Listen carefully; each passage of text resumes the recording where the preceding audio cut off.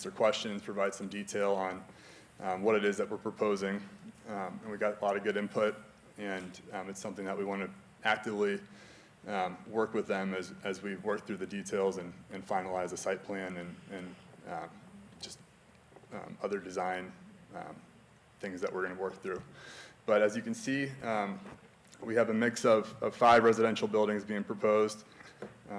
This would be a 2-story building, and these 2 at the top of the screen would also be 2-story buildings. On the east and west sides of the property, those are single-story buildings, and then you have a clubhouse and amenity center, or amenity space in the center of the property with parking surrounding it. One comment that came up on Friday at the neighborhood meeting is to ensure that this southern building is far enough away to preserve the trees that are there, and that's something that we've already reached out to our civil engineer to revise the site plan, bring that building further north, which, as you can see here, we do have space to do so. And so things like that we want to be mindful of. Like Denise said, we've been in conversation with city staff and the Parks Department on this for over 2 years now as well. That's when we first began conversation about the overall development. And so Janice put out an RFP to developers and interested parties in 2023. We responded, of course. The city of Noblesville responded. The county responded, and I think some other developers too. But really the kind of collective goal of having a park, a dog park, the bee-free cafe and bakery right there, integrated with housing for people with disabilities right next to Janice's office and operation. And so collectively, we think that this is a great use for the site, and that's why we're requesting it to be rezoned from industrial to allow for apartment use. I know that you have a busy agenda tonight, so I don't want to dwell on a lot of the other things in my presentation. I think you've had a chance to review it, but like I said, this is, what better opportunity for a housing development like this being directly next to Janice. They promote a lot of employment opportunities for people with disabilities, being in close proximity to Meyer and Wawa, and of course, the dog park could be a great opportunity as well. And then just having that connectivity, being just adjacent to where their offices are. With that, I'm happy to answer any questions, provide any further detail. Any questions? I had a question on the 25% allocation or allotment for individuals. Is that for an indefinite time period? How long is that term? It would be for a minimum of 40 years. However, there would be no intention of taking that out of the program after the 40-year initial period. Thank you. Madam President, a couple of questions. One, just a point of clarification. The agenda said 4.75. I think Denise, you said 4.78, and the packet says 4.87. Which one is it? That's why we use the word approximate. Okay. Do we think 4.87 is right? Approximately? We believe 4.75 is correct. And then I want to get into the road aspect of it. You mentioned, and there is a condition in there with the approval. Help me understand what you mean by 2 parcels. If it goes through 2 parcels, it shall be public and meet public construction standards. The way that it is now, how do we anticipate access going? The way it is now. And I know this is preliminary. The way it is now, the anticipation would be that it needs to be a public street. Okay. So to survive the driveway only scenario. If we were talking about development of these 4 parcels, that can be accomplished with just a driveway, but anything that goes deeper in would need to be a road scenario. Okay. And we will get another chance on that though, right? Could you clarify? there's no designation right now whether it's gonna be public or private. Correct. Okay. But it'll come back through for approval as either public or private.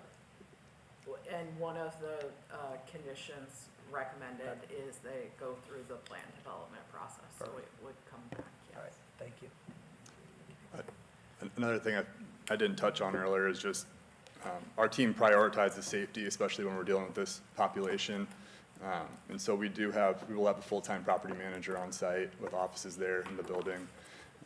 Furthermore, we do have security cameras on each building, in some cases more than one. And we want to be mindful that there will be people on the trail, and safety is always a high priority for us. And our VP of Property Management actually lives about 5 minutes away here in Noblesville, and so being here locally, that's just something that we'll always be sure to stay on top of. Thank you. And especially with having Janice next door as well and their staff, so. Anyone else? I have another question. Okay. And I'm not sure if this is for you, Mike or Denise, but without the specific construction drawings, I was interested in learning more about the placement of that southern building compared to the trail, and you talked about how it would be moved further north, but usually that's, already set before it comes before this body. Have there been any, do you guys know, like, what that distance is gonna be? What is it gonna actually be, and how can that be held to the So- standards for your Sure. construction? Yep, with, it's kind of hard for me to follow all the pages in here, but currently it's being shown at about 19 or 20 feet north of the property line. We intend for that to come up another at least 10 feet or so to get within 35 or 40 feet Okay. of the property line. And we have had Kimley Horn, civil engineer, they were the ones that worked up that site plan. And then our architect was the one that put together the site plan I had on earlier. But Okay. yeah, the building elevations and the plans you see, I realize they are very preliminary, and I don't want that to be taken as this is what we're planning to do. At this stage in the game, we're still, if all things go well and we get the funding needed, we're still about a year from breaking ground on this project. And so that's certainly something that we would spend a lot of time digging into. Okay. And can provide Great, plenty thank more you. detail. Any other questions? Thank you so much for your presentation. Thank you. This is a matter of public hearing. If you've come to speak on this matter, please come forward, state your name and your address, please. Okay, seeing no one, we'll close the public hearing. Do we have discussion? Or a motion? Dr. Ford is out. Can I just ask a point of clarification to Denise? You said there were 5 conditions. One of them was to have a neighborhood meeting, but I heard Mike say they had one. Are you wanting another neighborhood meeting, or No. that satisfies? Given when we asked for it, we didn't think they could arrange it last week. He managed to make that happen. so Okay. No additional neighborhood meeting is necessary. Great. So the motion would be made with 4 points, not 5. Correct. It would be A, B, C, and E in your motion packet. It's on page 5 of the PDF or page 4 for this particular Okay. item. Madam President, I move to forward this petition with a favorable recommendation to the City Council for adoption of the change of zoning request from I-1 light industrial to R5 multifamily residential as presented and per submitted application LEGP 000077-2025 with the stipulations listed in the staff report minus D, which is the neighborhood meeting, because that's already been held. Second. We have a motion and a second. Ms. Haynes. Aye. Mr. Smith. Aye. Mr. Cook. Aye. Mrs. Young. Aye. Mr. Thurston. Aye. Dr. Forgate. Aye. Mr. Bertner. Aye. Mrs. Rogers. Aye. President Wilcox. Aye. Motion carries. Okay, the next item on the agenda is application number 0078-2025. Text amendments to the UDO regarding Article 2, definitions, Article 8, zoning districts, and the Appendix C, official schedule of uses, submitted by the City of Noblesville. not Denise Ashelman today. I noticed the difference. No, we're the same. She's been here twice as long as me, but. Good evening. This item before you is a proposed amendment to the city's existing government use overlay district that was established in 1996. These updates are intended to create a balance between the government's role to provide services to its citizens while being fiscally responsible with taxpayer dollars. Many government uses, as you all know, are tax exempt. Therefore, it's important that they be coordinated based on location with assessed value in mind. These regulations are particularly important for county seats like Noblesville, as many countywide government services and nonprofit agencies are located here. Currently, we have 2,354 acres of tax-exempt properties within city limits. That's about 9.4% of our total land area. These amendments, as proposed, are outlined in your staff report, which was drafted by Denise Ashelman, and either of us are available to answer any questions that you may have tonight. Thank you. Okay. Any questions? All right, thanks so much. Thank you. This is also a matter of public hearing. If you've come to speak on this matter, please come forward. Seeing no one, we'll close the public hearing and have discussion by the commission, please. Madam President, I move to forward this petition with a favorable recommendation to the City Council for adoption of the Unified Development Ordinance updates as presented in per submitted application LEGP 000078-2025. Second. We have a motion and a second. Ms. Haynes, Aye. Mr. Cook, Aye. Mr. Thurston, Aye. Mrs. Young, Aye. Mrs. Rogers, Aye. Mr. Bertner, Aye. Mr. Smith, Aye. Dr. Forgy, Aye. President Wilcox. Aye. Motion carries. Okay. The last thing on our agenda will be reviewed together. The first is application number 0081-2025, change of zoning from I-1 Industrial to DT Downtown for parcel bounded by Mulberry Street, Walnut Street, 8th Street, and 9th Street, except the northwest two parcels. Item 4A is application number 0085-2025, detailed development plan for a downtown mixed-use project to be known as the Granary, including the creation of a DMU downtown mixed-use zoning district for the creation of 223 multifamily apartment units, courtyards, parking garage, retail office uses, and other outdoor amenities for property bounded by Mulberry Street, Walnut Street, 8th Street, and 9th Street, except the northwest two parcels, submitted by Flattery and Collins. Good evening.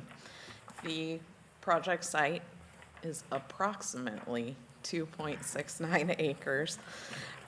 This project does include two applications requesting a rezone to a portion of the property, and I will note there is actually an error on the agenda. The property is actually zoned I-2 and not I-1. And looking at this property, if you know its former history, the majority of it was the old co-op property. That property is actually zoned DT downtown. The office building that still exists at 501 South 9th Street is zoned I-2, heavy industrial. That predates back to when we still use pyramidal zoning, so anything allowed in a lower district was allowed in a higher district, less restrictive district, so it's a legal non-conforming use. The proposed project is a 4-story multifamily building with 222 units.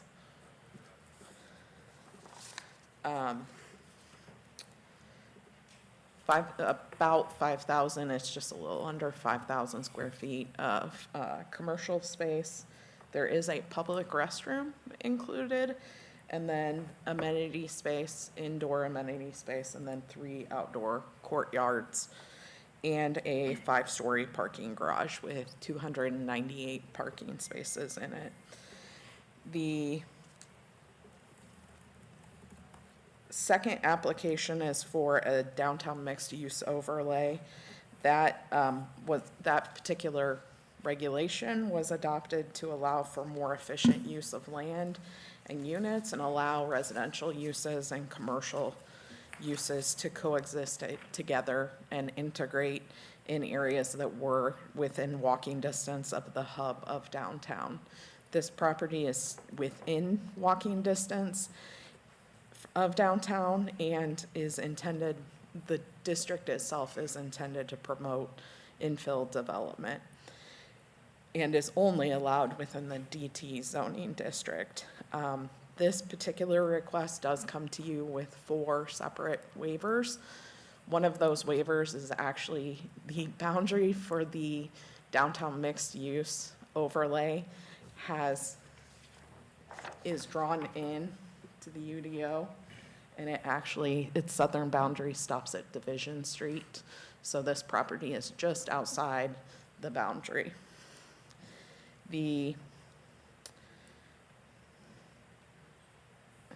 As many on staff, council, and various committees know, the conversation about what is downtown and what is the downtown district has been an ongoing conversation for us for a long time, and that definition depends on who you're talking to most days. So for the purposes of this waiver, though, the property is zone DT.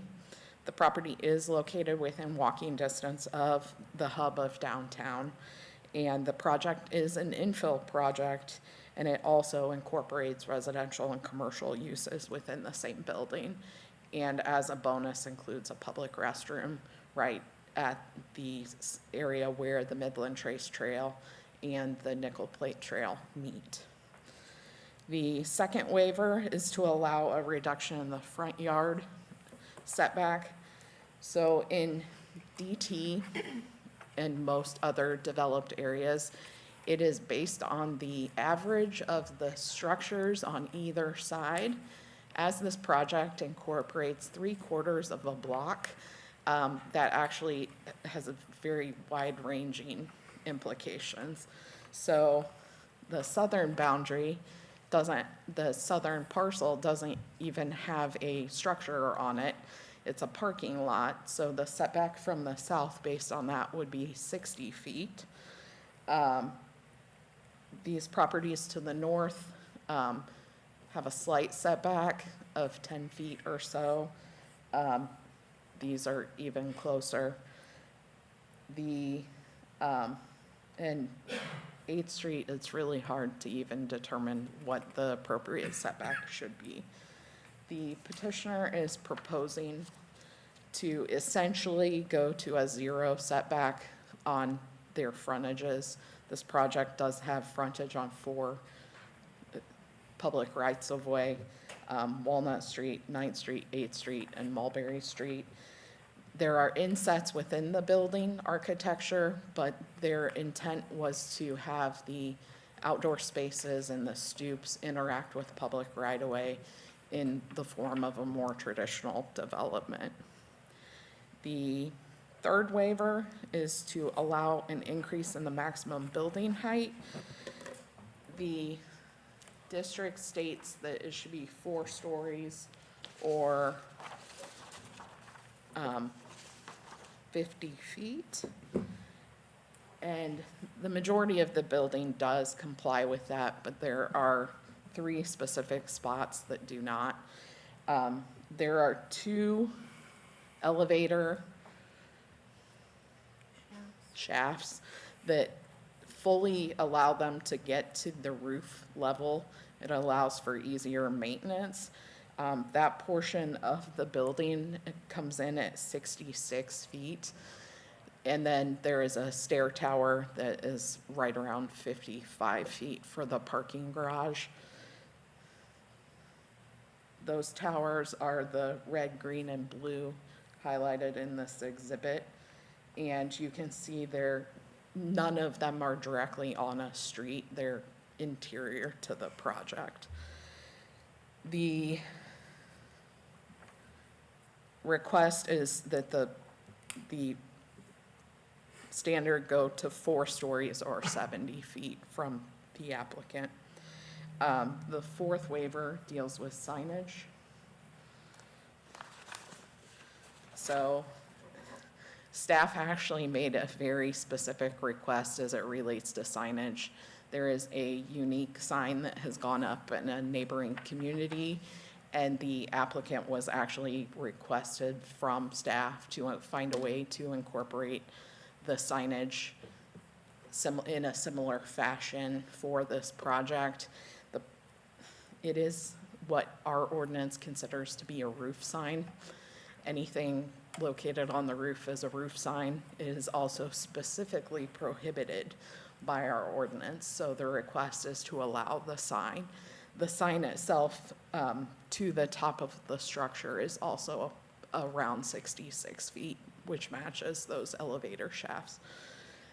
The sign would identify the project name, and it would incorporate the materials as shown here. Staff is, the staff, economic development staff has been working on an economic development agreement with this project. They have agreed to terms on that agreement and will sign soon. Staff does recommend approval of the request. Madam President, I have a question. Denise, is the parking garage, the number of spaces, is that sufficient for the number of units and commercial? Yes. Okay. All right. Do we have any idea what kind of commercial might be going in as she plans her attack on the commercial retail? I don't know if the applicant has any ideas on Okay. or prospects on that. So they, Is there gonna be public parking That's what, yeah, in there anywhere? I was gonna ask too. there is a little bit of public parking included as part of the parking garage and the development agreement. Yes, that's correct. Mr. Hughes may know the number, I don't know. Sure, so unlike some of the other projects we've done in the downtown area, namely I'm thinking of Federal Hill and Levinson, this is not going to be a public parking garage, meaning it's not going to be a city asset, but there will be public parking within the garage, which is intended primarily to service the commercial and retail that's gonna be on the site. So people that wanna visit those will be able to park there. It's a limited number. We're still trying to work on exactly what the division of retail space is gonna look like, so we're still dialing in the number of spaces, but there will be some public space for that purpose.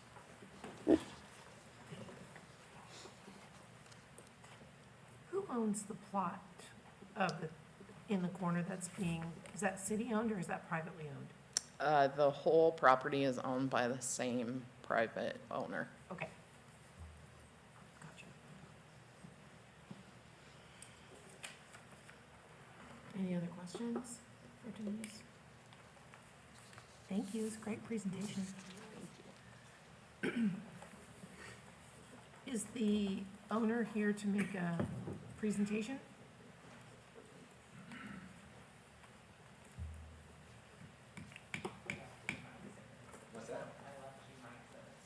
Oh, okay.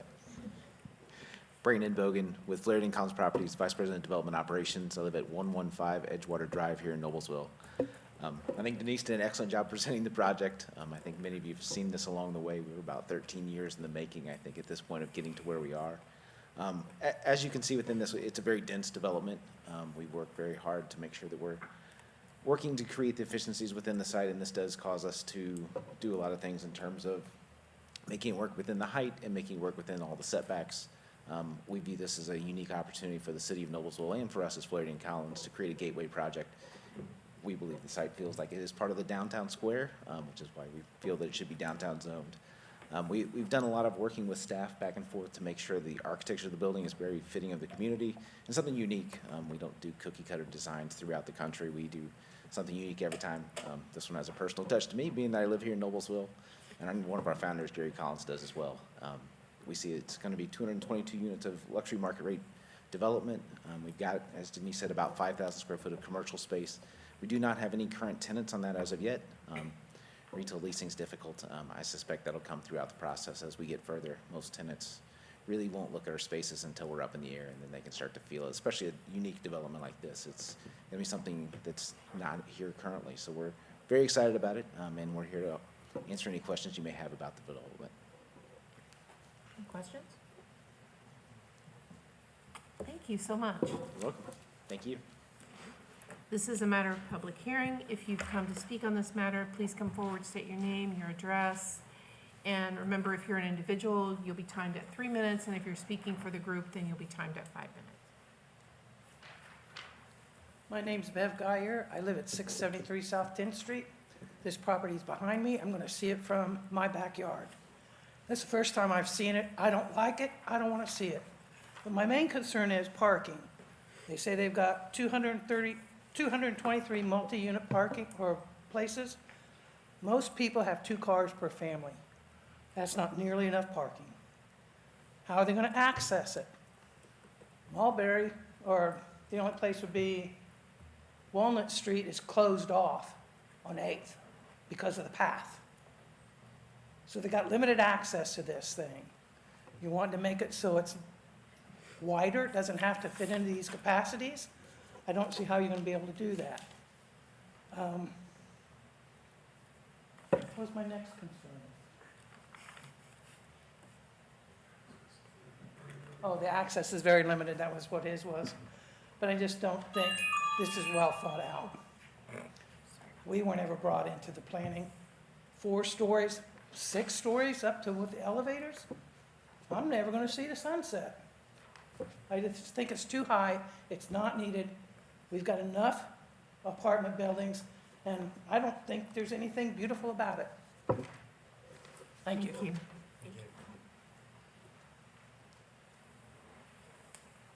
Anyone else?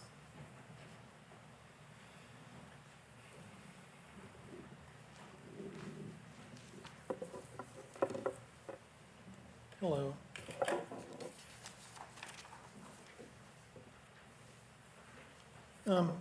My name is Casey Cloyd. I represent Shane LLC and Milltop LLC. Shane owns the land on the northwest corner of the property, of the subject property that we're here talking about tonight. Milltop runs the event center directly north across Mulberry Street. Maybe it'd be easier if I put one of the drawings submitted by the applicant. The building, the red DT where I'm pointing is the Model Mill building, and the parking that my client owns, that Shane owns, is across Mulberry in these 2 that are now surface parking spaces at 8th and Mulberry. I'll come back to the picture that the applicant provided, the northwest rendering, I believe it calls it in its submission. It shows our property with a parking lot that in a way looks like it's a parking lot for the applicant's property. It is in fact ours, which supports our wedding planning and event staging business. We have 22,000 people come to our facility yearly. We have as many as 140 or 150 annual events there. The majority, but not all, are on the weekends. Our concern is that we will be choked off from parking. And so you're here tonight being asked to pass on the entire project. Mr. Hughes has been gracious to work with us. We are trying to develop the possibility of building a parking elevator on our surface lot, which shows on this rendering from the applicant. Our objections to the entire project are not the setbacks or the height or the signage. And in fact, our idea about the garage, the elevator that we hope to build to store cars on our property would add approximately 250 parking spaces for us, but it would also be architecturally consistent with the history of grain milling in this area. As you know, the Model Mill building was a grain elevator, or a grain mill rather, and the potential for us to build silos or to build brick exteriors on our parking elevator that we're proposing to try to get done would be architecturally consistent with the applicant's project. In addition, the project, there is a existing cell tower And you may have noticed that the plans call for it to stay in place, apparently.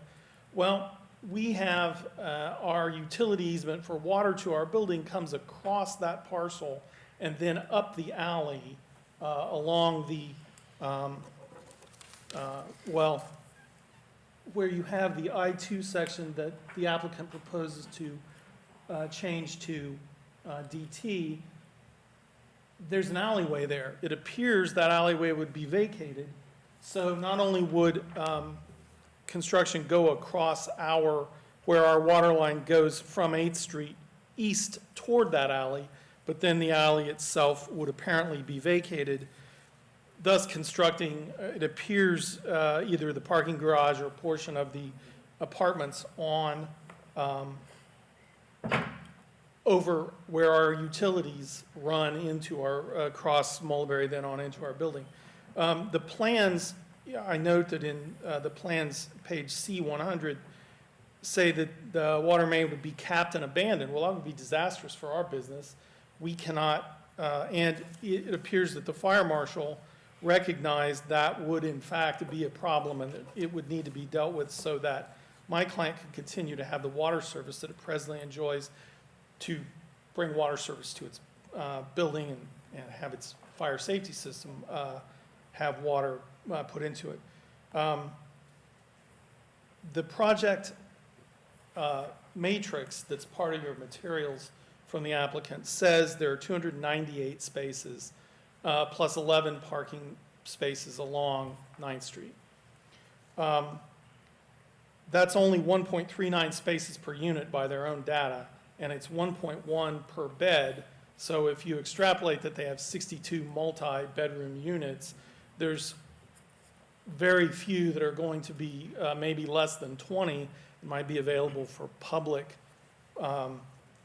use if in fact the garage does designate any for public use. And Mr. Cloyd, you're at your 5 minutes. I thought so. Thank you. Thank you. Thank you. And do we have anyone else that's going to speak, please? My name is Rocky Shawnasas. I'm the owner of Milltop and Shane LLC. And I'm wondering, I don't know if this is a possibility or not, if I could give my 3 minutes to Mr. Casey to continue that discussion. That's fine. Okay.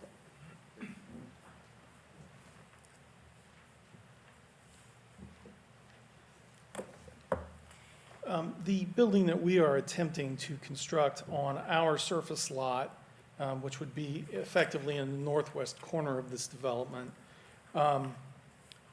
would allow us to park up to 250 vehicles, and if we were accorded additional permission, we own a lot northwest of our own building up north on 8th Street that we would also potentially build an elevator on.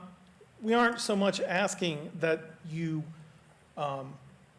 deny this petition, deny the rezoning sought. We're not wanting to stand necessarily in the way of the progress of this development, so much as we are that it develop in a way that is consistent with our continuing use of our building, which we have put millions of dollars into and which we draw people into annually here downtown, but also that we continue to be allowed the opportunity to work with the city to try to develop our own parking solutions.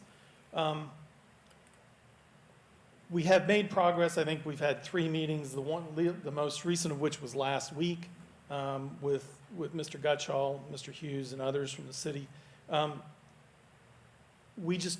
We asked maybe that if a brief delay could be occasioned here so that we could either get to a place where we were in a place to apply for our own variances, which would be necessary to build what we're proposing to build, and that it would not necessarily delay this project unduly, but would give us a chance to integrate what we plan to do, what we'd like to do with what Flaherty and Collins seeks to do here. I'm happy to answer any questions if anyone has any. Mr. Cloyd, so we've got the concern about water access being cut off to the building, and then we have parking arrangements that need to be figured out. Is that Those are our sums two up the concerns, yes, two Mr. Smith. things, and where does it stand with water? What's the alternative? What can we do for you? The water service has already been discussed, so at our TAC meeting, the applicant's aware that the fire service crosses their property, given the age of it. They're having problems locating it, but they are working on an alternative to still provide water service to this property. It's just not been finalized, and they know it's part of what needs to be done to allow them to develop this property. And is that consistent with your understanding then? Well, I did not understand that because we have not been involved in that, but we would welcome the chance to be, so that we could shape an outcome that would suit the applicant's needs as well as our own. And then, are you working with the owner of the property and the developer both as to additional parking spaces? Or when you say on the northwest corner, isn't it all owned by the same owner? No, if I may, Mr. Shahnasaz owns that northwest corner that's excluded. Okay. Okay, and is that just paved parking? It's it's just surface surface paved parking at yes. the moment. And, okay, so if this developed just as is, it would take about half of the parking away? No, it wouldn't take any of our surface parking away. Oh. Although we might have people parking there, that especially if the retail use takes off. But no, we own the parcels that we park on, so that wouldn't change. Okay. But we need more parking, and our solution of building a parking elevator to do it is we propose to situate part of that elevator on our existing surface lot.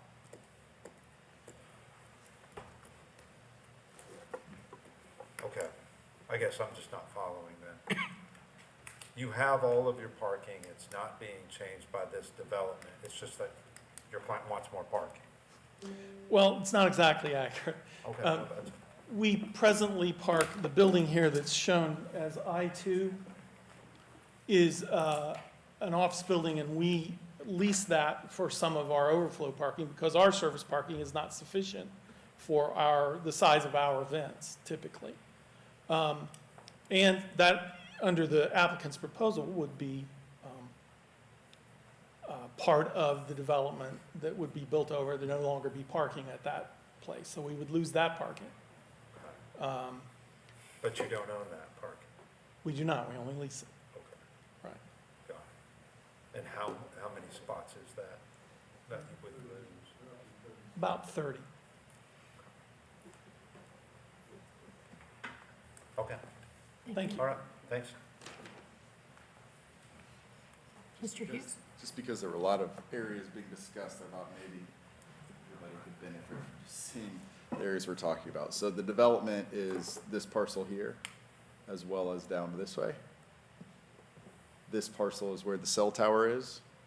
This parcel, these two parcels are the parking that Mr. Cloyd was talking about, and the model mill's here. So that might help orient you as we were talking about all the different areas. I would just also note on the alley, that the alley vacation is something that the city would have to handle. And so one of the things we do as part of that process is our engineering department looks to see what utilities might be in the easement or might be in the alley, and we do not vacate if we know there's utilities there unless we know the plan for the utilities, either a new easement or relocation of the utilities. So just 2 notes for that. Yes, Mr. Thurston. So ultimately, they're not going to lose water. Correct. Okay. They're going to have water. Correct. Okay. But also to clarify, they're going to lose the opportunity to lease parking because it's going to be developed. So that they don't own that parking, they're leasing it right now, that 30 spaces. And then when it gets developed, they will lose the opportunity to lease those. Correct. This location here, sometimes referred to colloquially as the blue top building, because it's got a blue roof, has been used in the past for leased parking. I believe that lease expired some time ago, but that's correct. That lot will no longer be there as a parking option. And it's about 30 spots, I think, give or take. Thank you. You're welcome. Is there anyone else who is coming forward to speak?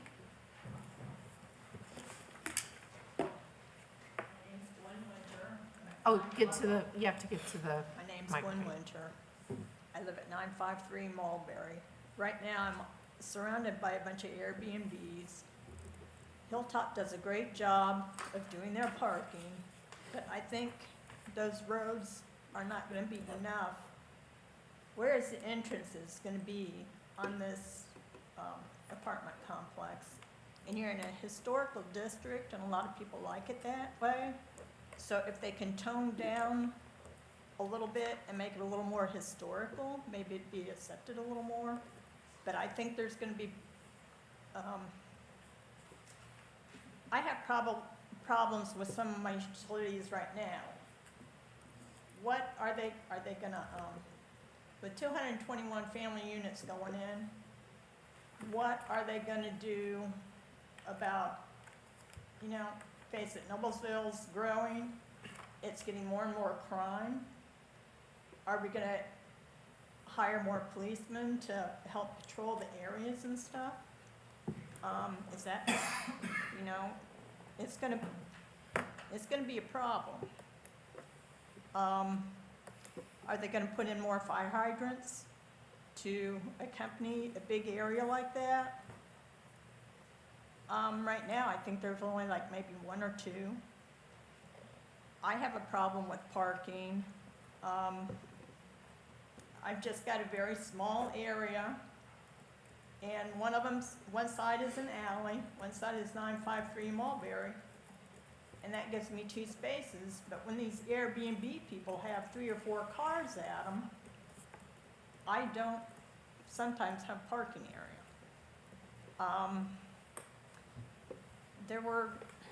I didn't realize it was gonna be a 4-story. Are they gonna build anything around it to, like a fence or something to cut it off? Or, my main concerns though are too many parking. I come home at 1 o'clock at night, and there's still a lot of people walking around and stuff. And I take my dog out and stuff. Am I gonna be, is it gonna affect me more and more? Because you can't control the people moving in. There might be that many units, but if you have 5 or 6 people in a unit, they'll have probably 2 or 3 cars, especially if they have teenagers. Actually, I would like to see it about 3 stories and more historical. But yeah, the addition of utilities and stuff kind of concerns me, because that affects what I pay for my utilities, and it raises it, because then we have to service so many more people in that area. Thank you for your comments. Did you fill out one of the blue cards? Yeah, I didn't have, Okay, I did get it. thank you so much. Thank you. Thank you. Anyone else here to speak? Seeing no one, I will close the public hearing, and I will ask the petitioner to come back up and maybe address a few of the concerns we've heard.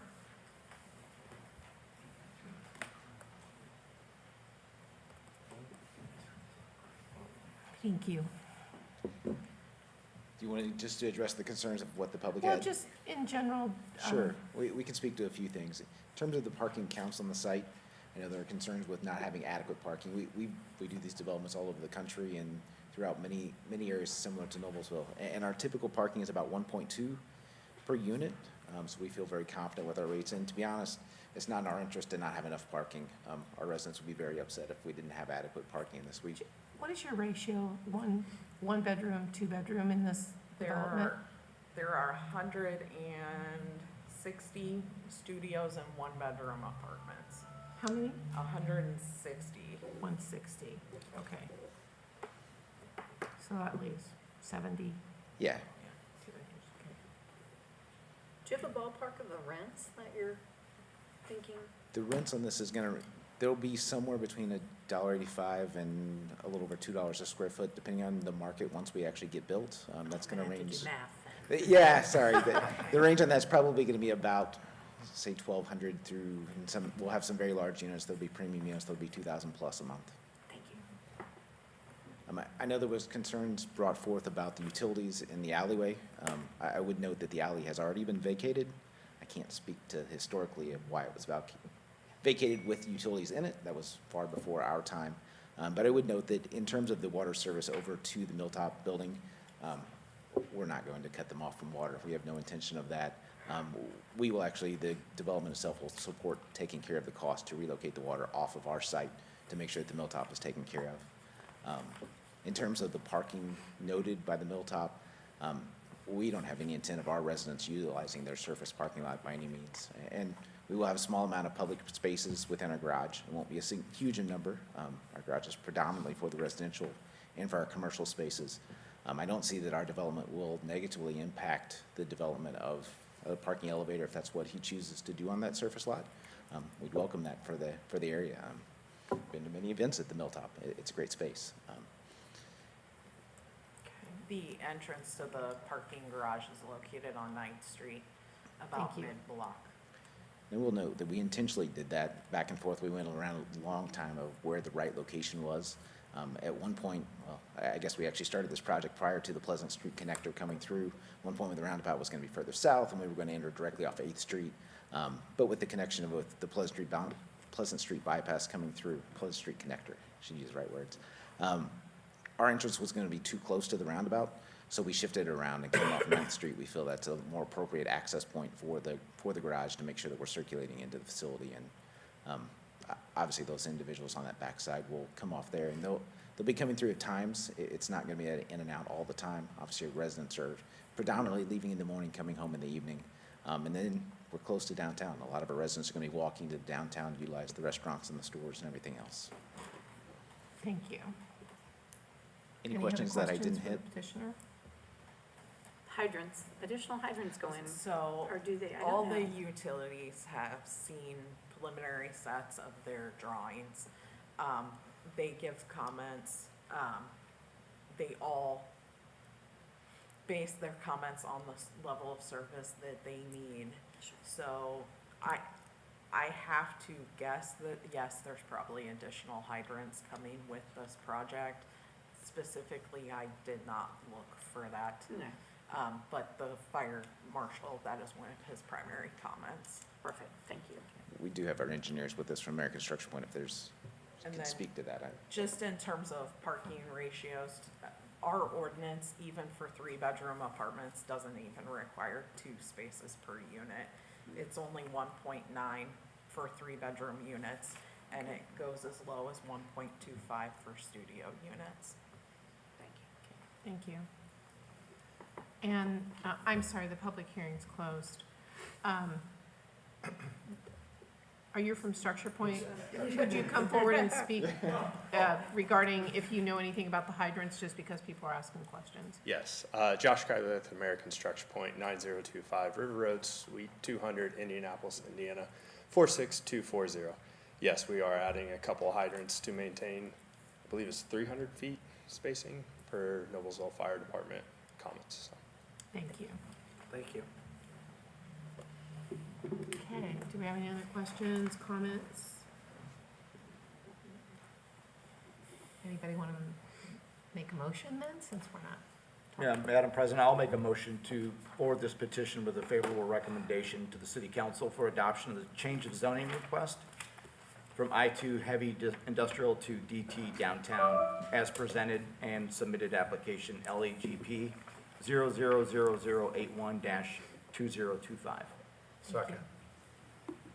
We have a motion and a second. Mr. Cook, Aye. Mr. Smith, Aye. Mrs. Young, Aye. Mr. Thurston, Aye. Dr. Forgy, Aye.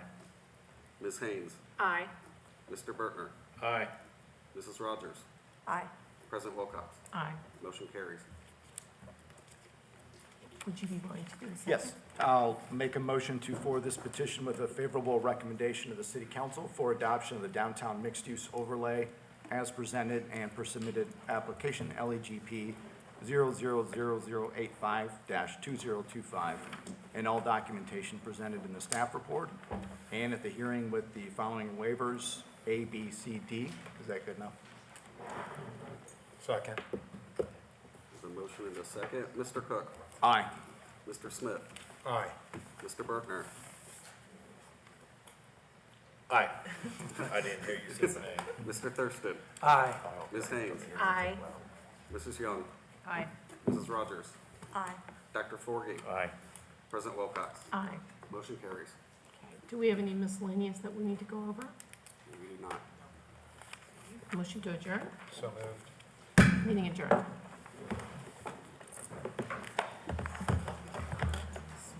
That's cool.